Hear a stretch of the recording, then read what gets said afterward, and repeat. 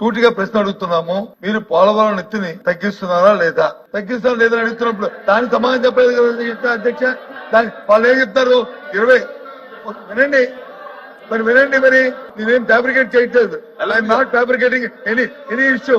22వ సంవత్సరంలో first phase లో ఆ డబ్బును రిలీజ్ చేయమని చెప్పి అప్పుడు ప్రభుత్వం ఆదిత్య దాస్ గారు సెక్రటరీగా ఉంటూ లేఖ రాశారని చెప్పారు. ఆ డబ్బు ఇవ్వండి, దాని తర్వాత అది కంటిన్యూ అవుతుంది అని చెప్పారు. ఇప్పుడు మేము అడుగుతుంది స్టేట్ కోసం ఈ ప్రభుత్వం కేంద్ర ప్రభుత్వంతో సంప్రదించిన తర్వాత ఉన్న సమాచారం ఏంటంటే రాష్ట్ర ప్రజలకు అందరికీ ఆందోళన ఏంటంటే ముఖ్యంగా ఉత్తరాంధ్ర ప్రాంతంలో మా ప్రజలకి అలాగే రాయలసీమ ప్రజలకి ఏదైతే ఎత్తు తగ్గిస్తే రాబోయే ఇందాక విద్యుత్ శాఖ మంత్రి గారు ఏదైతే మాట్లాడారో 900 మెగావాట్ల విద్యుత్ ఇస్తున్నారో లేకపోతే రాయలసీమకి వచ్చి మిగిలిన జిల్లాలు అన్నారు, మా సుదృష్టం తవ్వాలన్నారు.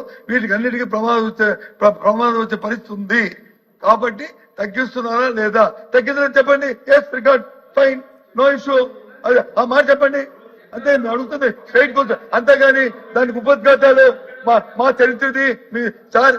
పోలవరం అంటే స్వర్గీయ రాజశేఖర రెడ్డి గారు జ్ఞాపకం వస్తారు.